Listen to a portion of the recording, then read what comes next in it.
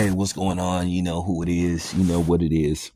All right, you guys. According to, the rumor mill and according to former trainer of Deontay Wilder, Malik Scott is insinuating that Jake Paul and his team is seriously considering Deontay Wilder as a potential opponent. Now, when? That's a question.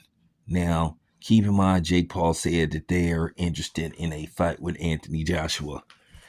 Jake Paul, after he defeated Julio Cesar Chavez, in which a lot of people was not impressed with his performance versus Julio Cesar Chavez. And Jake Paul himself has been under fire for basically a lot of people think the outcome of his fights have been predetermined. And then this, besides all that, a lot of people have not favored his opponent selection. So, with that being said, there is rumor that they're interested in a possible fight with Deontay Wilder, which they feel would legitimize Jake Paul more than he's ever been if he can beat somebody like Deontay Wilder.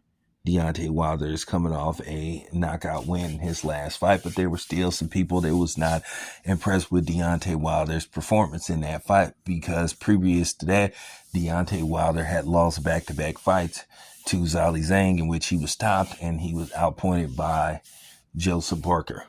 So some people still feel like Deontay Wilder, even though he won his last fight, they're going off the two fights before that. And then also Deontay Wilder has had a lot of distance in between fights. Deontay Wilder, when he fought Robert Helenius, it had been like a while since it had been like over a year since you had seen him in the ring before he stopped Robert Helenius. So, with that being said, is this really in the cards for Jake Paul? We would have to see. But I'm going to be honest with you. Jake Paul would be taking a serious chance of getting seriously hurt in a fight with Deontay Wilder. Despite what you think about Deontay Wilder is a former heavyweight champion who had almost a 100% knockout ratio, up into those fights with Tyson Fury. And he still can hit and he still can punch. Now, the thing is with Jake Paul, would he take a fight like this? But if he was to take a fight like this and actually win a fight, it would legitimize him more as a actual fighter. With Jake Paul, his team says that it's all about time and catching somebody at the right time. Now, I believe there's an actual fight out there for Jake Paul that he should consider. But the problem is, based off this particular opponent, would Jake Paul even consider taking a fight like this based off the fact that he probably would get beat thoroughly. If not beat thoroughly, he would get beat down and probably stopped. But at the end of the day, let's see what happens. Jake Paul say he's determined to be a champion, and based off the fact that he got a questionable ranking, which now it looked like they may be, it looked like they may be pushing that back.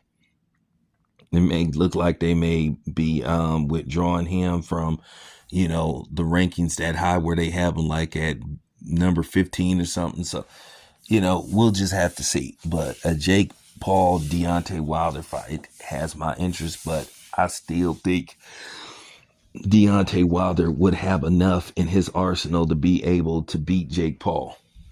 And I think he would knock Jake Paul out. Seriously. But let's see how serious Jake Paul is about this fight. I've been hearing him mention AJ, which I don't think even at this point, even though AJ looked terrible in his last fight where he was badly beaten by and beat down by Duval, and then Duval went on to get stopped by Usyk. Now, I know Jake Paul had some kind of stare down with Usyk, and we all know that Jake Paul is not going to get in the ring with Alexander Usyk, because when I say that Jake Paul would get the living shit beat out of him, that's like a 3-round fight. and it may not even last that long if Usyk decides to like really pour it on versus Jake Paul, but we'll see. Anyway, it's your boy Town Biz. I'm out.